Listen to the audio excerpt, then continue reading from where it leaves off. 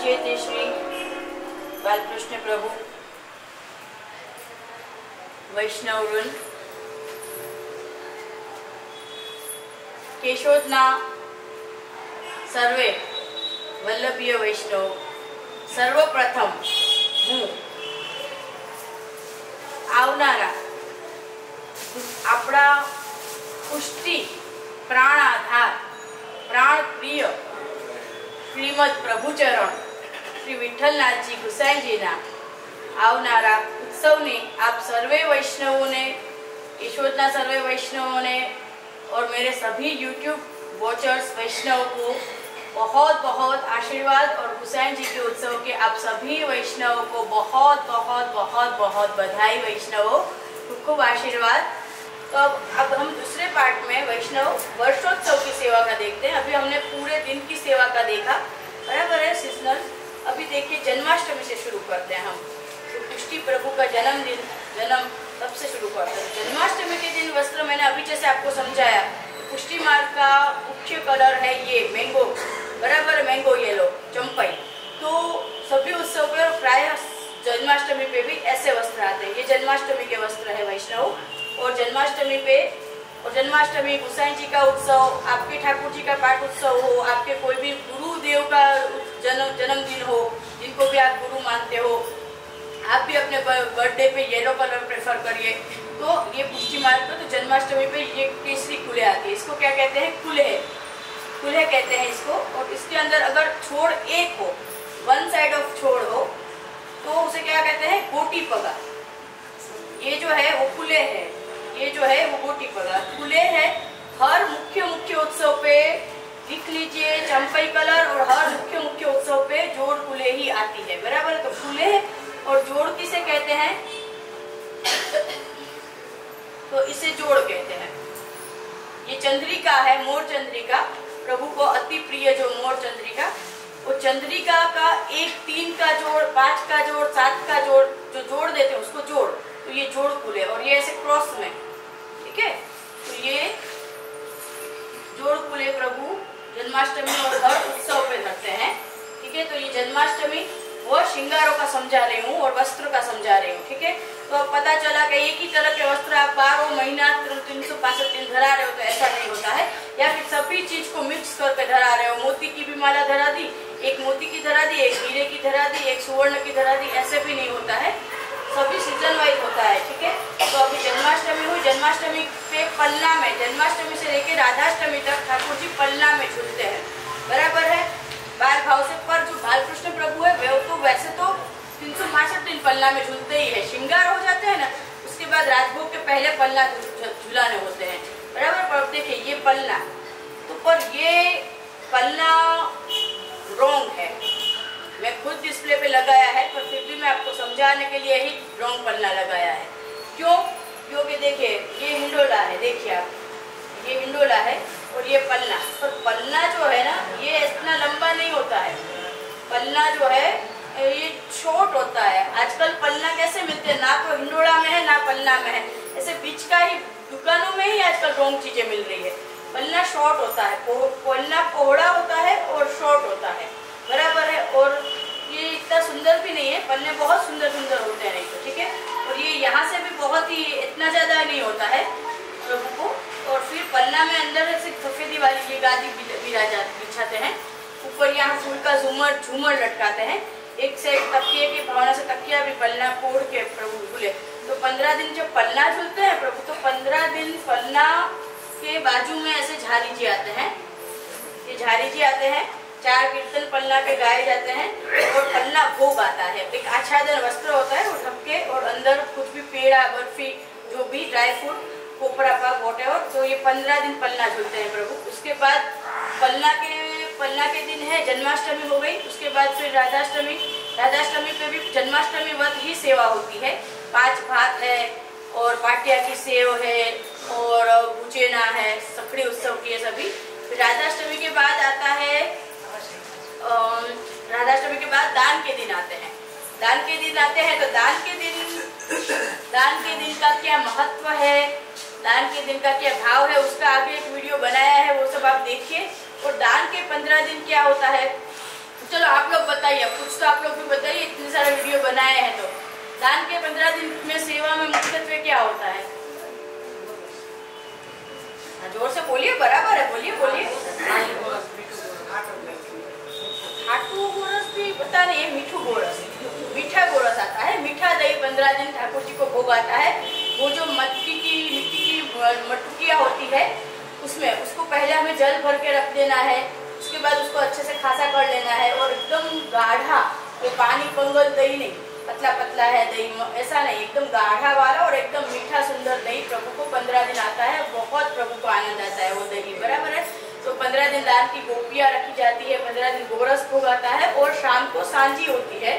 ब्रज भक्तों के भाव से ही होती है कि ब्रज में कभी कहीं पधारे, कभी किसी गोपी का मनोरथ गोरस का पूर्ण करने के लिए साखरी को पधारे, कभी कहीं चंदनवन पधारे, कामवन पधारे, तो वो सब भाव से सांझी होती है और वो कंपलसरी नहीं है, जितना अपने से हो है उतना।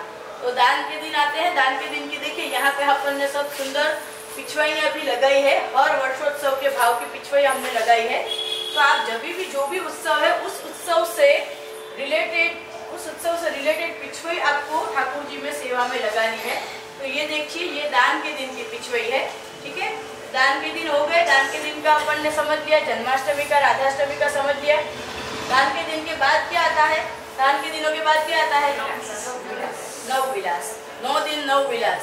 ये पूरा बहुत सुंदर है। दान के दिनों में गोपियों ने जो क्या मांगा, गोपियों ने क्या मांगा, दान में गोपियों ने क्या मांगा, तो ये पूरा विषय अलग हो जाएगा, इसलिए अभी हमने नहीं करना है। और दान में गोपियों ने प्रभु से मांगी भक्ति। गोपियों ने नहीं मांगा है कि मारा दीकराना लग्न थई जाए, मारो बिजनेस सक्सेस थई जाए, मारे गाड़ी आवी जाए, कृपा करो ने, मारे बंगलो आवी जाए, कृपा करो ने, मारी बहू सुधरी जाए, कृपा करो ने, ऐसा सब नहीं मांगा है गोपियों ने। हम सब ऐसा सब मांगते हैं, हम सिर्फ कर लेते हैं। इसलिए गोपियों ने क्या मांगा हमें तो पता भी नहीं है कि भगवान के पास मांगना क्या, ये भी आज के जीव को खबर नहीं है, बराबर है। तो गोपियों ने मांगी भक्ति, मुक्ति नहीं, भक्ति, भक्ति मांगी। वो दान का वो प्रसंग भी है ना, अरे मुक्ति शू मांगी, भक्ति मांगी हो तो दही ना बदला में जी जे तने दऊ, दही नहीं मिल रहा था। अब वो कहे कि वो वैष्णव के मारे तो आज ठाकुर जी दही धरू, तो वो लोग के दही ना बदला में देसे शू। वो वाली जो बुढ़िया थी वो भी कितनी चतुर थी पाची, कह रही है इसको गरज है तो लाओ, शू दे से दही बदला में, तू जी मांगी तने दऊ, मुक्ति दे सके छे। तो वो कहते हैं वैष्णव, अरे मुक्ति शू मांगी, तू भक्ति मांगते तो तने भक्ति है देते, बराबर है। तो मुक्ति तो ठीक, पर भक्ति। तो गोपियों ने ठाकुर जी से दान में क्या मांगा? भक्ति मांगी। और ठाकुर जी भी ऐसे ही थोड़ी भक्ति देंगे, भक्ति कोई ऐसी वस्तु है जैसे ही मिल जाए। ठाकुर जी ने क्या मांगा सामने? मेरा अस्तित्व हूँ, अहंता ममता इंद्रिय ये वो, नथिंग, आई एम नथिंग, मैं खुद आप ही हूँ, मैं खुद अलग से कुछ हूँ ही नहीं, एग्जिस्ट ही नहीं करती हूँ मैं, बराबर है। तो गोपियों ने मांगा, ठाकुर जी ने मांगा सर्वात्म भाव, जो देना इतना पॉसिबल नहीं है किसी के लिए, जीव के लिए। तो ये दान के दिन, और सच में जब सर्वात्म भाव सर्वस्व गोपियों ने दिया कि आधी रात को भी जाना किसी के लिए संभव है? संसार कौन क्या बोलेगा, ये वो कुछ कर रही है, दूध पिला रही है तो छोड़ के भग रही है, उसको होश नहीं है, उसको कहते हैं सर्वात्म भाव। तो जब वो दे पाई तब क्या हुआ? तब नवविलास हुआ। तो दान के दिनों के बाद क्या आया? नवविलास। पर नवविलास की भी जब पराकाष्ठा हुई, नवविलास क्या? नवधा भक्ति, बराबर है। और नवविलास की भी जब पराकाष्ठा हुई तब जो थी रास का दिन, वो क्या था? प्रेम लक्षणा भक्ति, वो थी प्रेम लक्षणा भक्ति, वो थी गोपियों की भक्ति, बराबर है। पूर्व पूर्यो है शरद को चंदा, पूरी पूर्ण मासी, बराबर है। तो फिर वो नवविलास के दिन आते हैं, बराबर है। तो नवविलास के दिन की भी यहाँ पे पिछवाई, ये देखिए नवविलास की सुंदर महाराज की गोपी पिछवाई, तो कितना सुंदर कि द्वे गोपी बीच बीच माधव, कि एक गोपी का भी भाव कम नहीं था, तो फिर माधव भी कैसे कम दे दे? सबको इक्वल दिया, हर किसी को इक्वल दिया प्रभु ने, बराबर है। तो द्वे गोपी बीच बीच माधव, वो पूरा महाराज शरद पूनम के दिन तक का नवविलास, बराबर है। तो शरद पूनम नवविलास, और नवविलास के 9 दिन सुंदर सुंदर हमें अंशकड़ी में, उद्गल में सामग्रियां बनानी होती है। नवविलास में ये सेवा प्रकार होता है। दान के दिन का सेवा प्रकार सुना, भाव सुना, नवविलास का सुना, नवविलास के बाद शरद पूनम, शरद पूनम के बाद दिवाली, दिवाली, धनतेरस, रूप चौदस। तो दिवाली, धनतेरस, रूप चौदस पे क्या आता है? तो धनतेरस पे आते हैं, 11 से ही शुरू हो जाता है। हथड़ी में शाम को प्रभु विराजते हैं, 11 से ही हमें सांसारिक में भी लौकिक में भी सब दिए करते हैं। शाम सांझ होते ही 11 से लेके दिवाली तक दिए होते हैं, पटाखे फूटते हैं। धनतेरस में हरा कलर आता है, पूरा साज हरा रहता है, हरे श्रृंगार आते हैं। रूप चौदस पे ये, और हरे सिर्फ हरे नहीं, जरी के होते हैं। फिर रूप चौदस पे लाल जरी के वस्त्र, साज सज्जा पिछवई आती है। और दिवाली पे ये सोनेरी रुपेरी दोनों में से कोई भी साज सज्जा वस्त्र आते हैं, और हीरा माणिक। और दिवाली पे क्या आता है? फूले। दिवाली पे जोड़ फूले जो होती है वो ये सफेद जरी की फूले आती है। और शीतकाल में उत्सव पे पाग नहीं आती है, पाग किनारी वाली पाग आती है, उसको चीरा पाग कहते हैं, ठीक है, तो वो भी आते हैं। और दिवाली हो गई। फिर देव दिवाली। तो देव दिवाली में क्या होता है? देव दिवाली में होता है तुलसी विवाह, बराबर है, तुलसी जी के साथ प्रभु का विवाह होता है। और देव दिवाली के दिन से पूरा शीतकाल का क्रम चालू हो जाता है। और देव दिवाली में प्रभु का देव उत्थान होता है। उत्तिष्ठ उत्तिष्ठ गोविंद तद निद्रा जगतपते। ठाकुर जी देव सो जाते हैं, और वो सब प्रसंग का प्रभु को पता ही होता। तो देव दिवाली से व्यंजन शुरू होते हैं, रिंगणा जो कहते हैं ना वो। और देव दिवाली के दिन पूरे दिन पूरी रात ठाकुर जी के विवाह रहते हैं वैसे तो, पर वो हमें गुरु सेवा में नहीं करना होता है। देव दिवाली के दिन सिंहासन में बिराज जाते हैं ठाकुर जी को, फिर 4 शेरडी के सेठे होते हैं। फिर प्रभु को ऐसे 3 बार ऐसे ये मंत्र बोल के ऐसे उठाना है, फिर बिराज जाना, उठाना है, फिर बिराज जाना है। और सुबह ही आप लोग 2-2 भोग साथ में कर लीजिए। 2-2 भोग, एक बूंदी है, सकल पारे हैं, दूधगर है तो दूधगर 2 भोग धरे, फिर वापस 2 भोग साथ में धरे। इस तरह से 4 भोग की सुबह ही सेवा कर लीजिए विवाह की, तुलसी विवाह की। ये देव दिवाली हो गया। देव दिवाली के बाद आते हैं फागुन के दिन, बसंत पंचमी। बसंत पंचमी से लेके 40 दिन तक खेल होते हैं। खेल के दिनों में कैसे वस्त्र आते हैं? खेल के दिनों में देखिए वैष्णव ऐसे वस्त्र आते हैं, सफेद वस्त्र होते हैं, उसमें लाल पाइपिंग होती है या अलग अलग पाइपिंग होती है। ये फागुन के दिनों में, खेल के दिनों में आते हैं वस्त्र।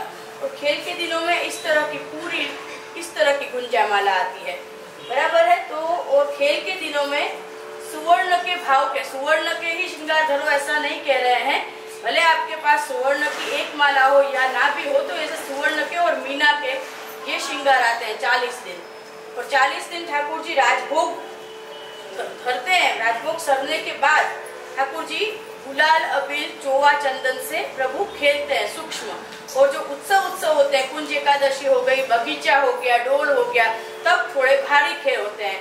और खेल के समय प्रभु को पूरे सफेद वस्त्र ढक दिए जाते हैं, चरणारविंद पे और सब पे, उसके ऊपर खेल होते हैं। फिर उसको फिर ध्यान से हटा लिया जाता है।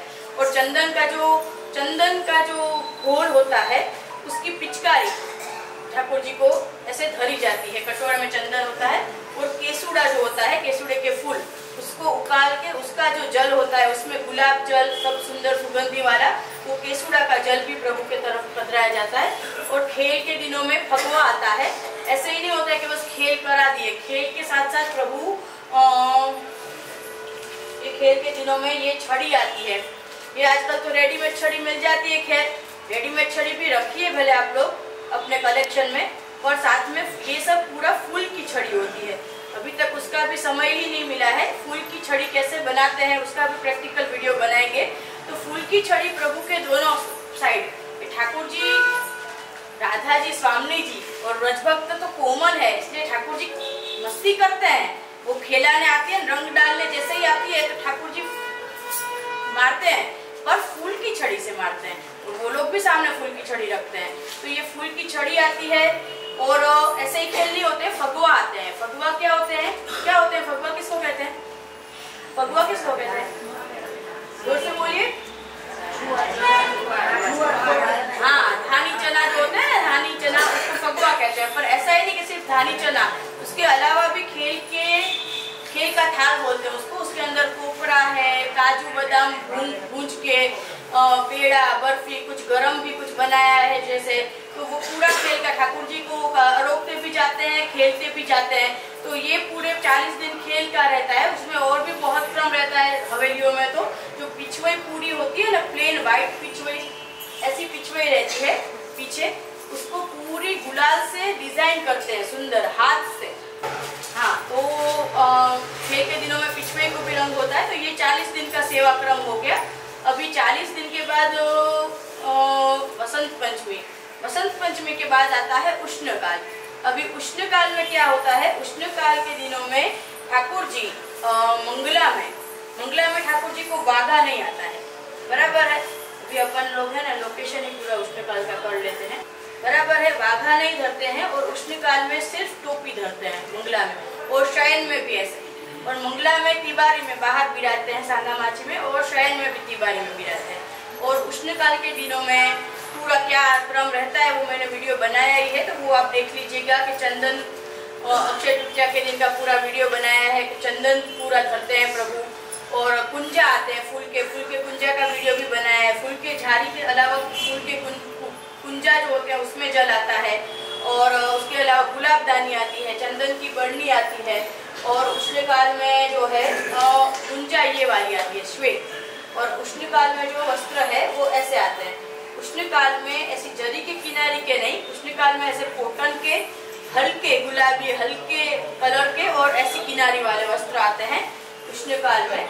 और उष्णकाल में जो है श्रृंगार कैसे आते हैं, तो उष्णकाल में ऐसे श्रृंगार आते हैं मोती के और सीप के, बराबर है। और उष्णकाल में टोपी और पाग के ही श्रृंगार होते हैं ज्यादा करके। और देखिए चंदन के आजकल नकली चंदन, देखिए उष्णकाल में ऐसे मोती के श्रृंगार आते हैं, मोती के और सीप के श्रृंगार आते हैं, और चंदन के श्रृंगार आते हैं शीतलता के भाव से। और आजकल नकली चंदन के भी श्रृंगार मिलते हैं, पर भाव प्राधान्य है, असली चंदन के धराओ तो ज्यादा अच्छा है। और चंदन के श्रृंगार हम अपने हाथ से भी बना सकते हैं घर पे, बराबर है। वो कभी अनुकूलता उसका भी योग बना तो वो भी हम बनाएंगे। चंदन के श्रृंगार कैसे बनाते हैं, मोती के श्रृंगार कैसे बनाते हैं, फूल के श्रृंगार कैसे बनाते हैं, वो सभी हम बनाएंगे वीडियो अगर अनुकूलता रही। ये चोटी है और ये शीशफूल की कलगियां हैं वैष्णव, ठीक है। अभी ये उष्णकाल के श्रृंगार हो गए, उष्णकाल का क्रम पता है हमको सब। अब लास्ट में देखिए ये पूरा जो क्रम है उसमें बीच के जो दिन आते हैं ना, उसमें उत्सवों के दिन में कौन से श्रृंगार आते हैं। देखो फागुन के दिनों में, उष्णकाल के दिनों में अपन ने देख लिया श्रृंगार। सुवर्ण के अभी मुख्य उत्सव होते हैं ना, बड़े बड़े उत्सव, उसमें देखिए आजकल श्रृंगार की दुकानों में एडी के श्रृंगार कहते हैं इसको, अमेरिकन डायमंड। रियल डायमंड या रियल श्रृंगार आजकल महंगाई के जमाने में सब अफोर्ड नहीं कर पाते हैं जो भी, तो ये इसको एडी के श्रृंगार बोलते हैं। ये देखिए पाग के ऊपर धराने वाला सिरपेच है, ये जहाँ पे सिरपेच, यहाँ पे ये शीशफूल की कलगी, ये श्रीअंग की माला है। तो ये सब उत्सवों के दिनों में ये हीरा माणिक पाना के श्रृंगार आते हैं, ठीक है। तो ये देखिए ये उत्सवों के दिनों में गादी पे धराने वाली मालाएं हैं। ये उत्सवों के दिनों में गादी के ऊपर धराने वाली मालाएं हैं। गादी के ऊपर एक हाथ एक माला, एक हार एक माला, और यू शेप में श्रृंगार होते हैं। और श्रृंगार के मैंने काफी वीडियो बनाए, उनको देखिए कि यू शेप में श्रृंगार होते हैं। पेंडल सेंटर में ही आना चाहिए, शेप में होना चाहिए, एकदम ढीली माला लटक जाए ऐसे नहीं होना चाहिए। भाव से श्रृंगार करने हैं, पहले मस्तक के, फिर श्रीअंग के, फिर गादी के, वो सब हमने श्रृंगार के वीडियो में बताया है।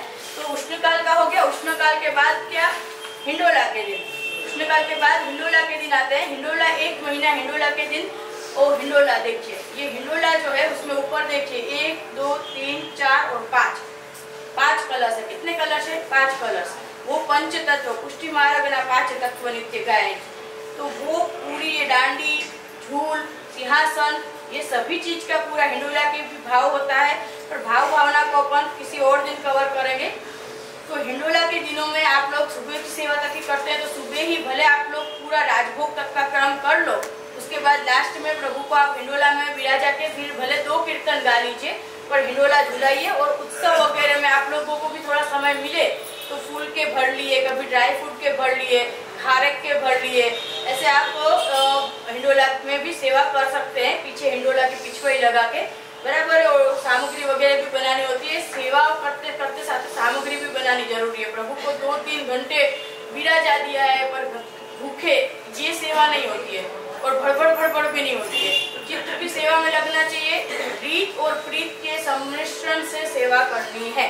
तो पूरा वर्षोत्सव का क्रम हमने आज जाना है, क्योंकि गोसाई जी की कृपा से ये पॉसिबल हुआ है।